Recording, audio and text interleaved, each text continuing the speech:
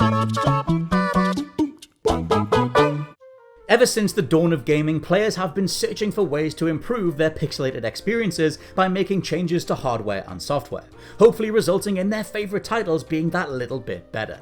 While some entirely new games have been created as a result, the ingenuity of gamers can be seen even in the most simple of ways. I still remember using a piece of cardboard to make sure a friend couldn't screen watch while playing local Halo matches, and it stands to reason that where there's a need for change, we will make it happen. Today, modders and developers exist in something of a symbiotic relationship, depending on the company, with both sides relying on each other to bring certain new bankable ideas to the table. I'm Scott from WhatCulture.com, and these are 8 gaming features that started life as fan hacks. Number 8, Street Fighter II Rainbow Edition. The Street Fighter series is one of the most revered franchises in the history of gaming. Bursting onto the scene in 1987, the original was a revolution in the genre, but it failed to get any wider recognition. It's really easy to forget that Street Fighter 1 is actually a little bit naff, and it was Street Fighter 2 in 1991 that catapulted the series to unprecedented levels of popularity. This is still arguably the definitive installment of the franchise almost 30 years later.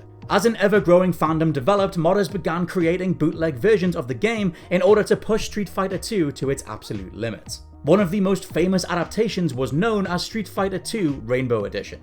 This took the already high-paced action and cranked it up to 11, giving all playable characters expansive movesets and making Hadoukens more prevalent. Though Capcom were reportedly unimpressed with the Rainbow Edition, believing that it detracted from the scale of their original work, some of the improvements introduced clearly left a mark. A number of features included on this bootleg would eventually be canonized into the series, such as faster overall speed and using special moves in the air. Even Chun-Li got her own fireball as first seen here.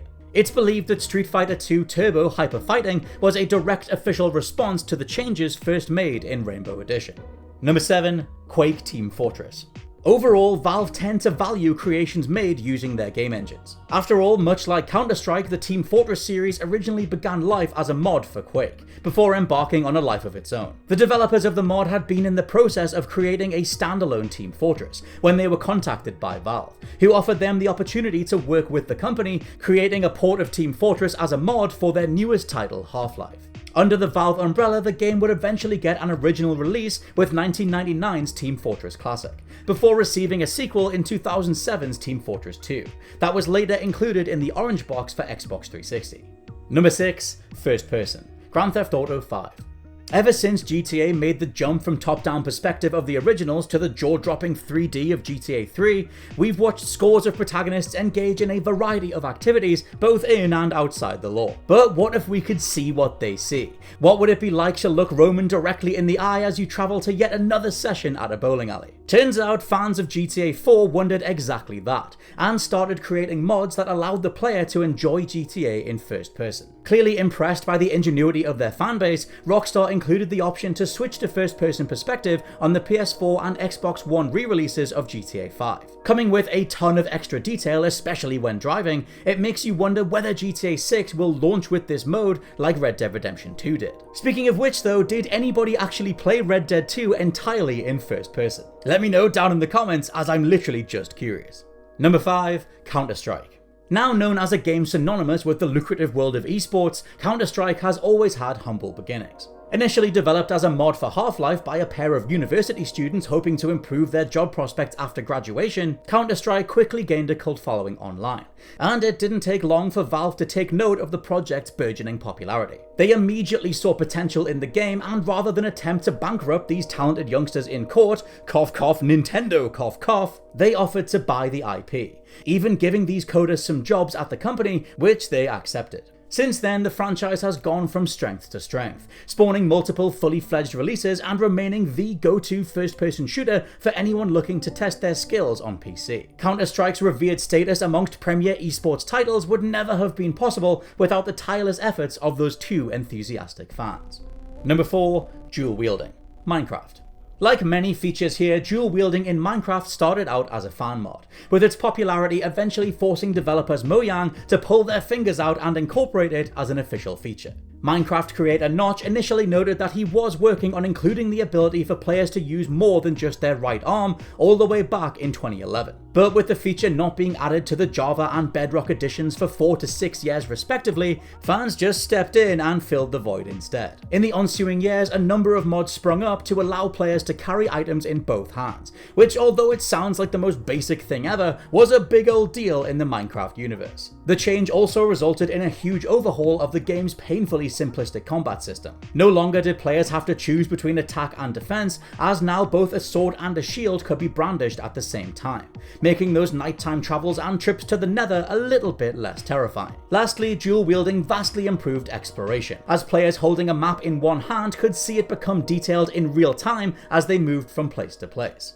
Number 3. Two bears high-fiving. Fallout New Vegas.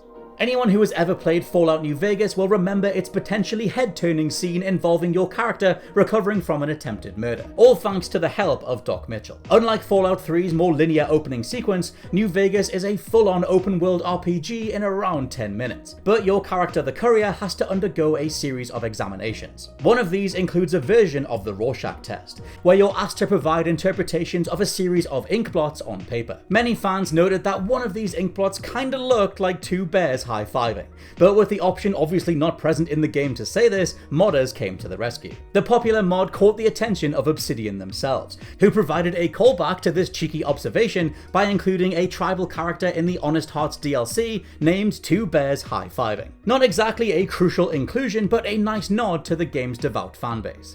Number 2. Wonder God. Pokemon Black and White. Pokemon might seem like a simple turn-based RPG on the surface, but delve into its battle system and you'll find a genuinely deep system of balances, hidden buffs and strategies that millions of players around the world love getting lost in. For example, Wonder God, first introduced in Generation 3 as the special ability of Shedinja, renders all moves that are not super effective completely ineffective. Quick-thinking fans realized they could hack this ability onto the Weakness Devoid Spiritomb and Sableye, giving them a Pokemon that was pretty much invincible. Game Freak were clearly aware of what was going on and would reference this exploit across Generation 6. When the player faces off against Majin in PokeStar Studios, they were confronted with an opponent possessing the Wonder God ability that could only be defeated by repeatedly dealing indirect damage.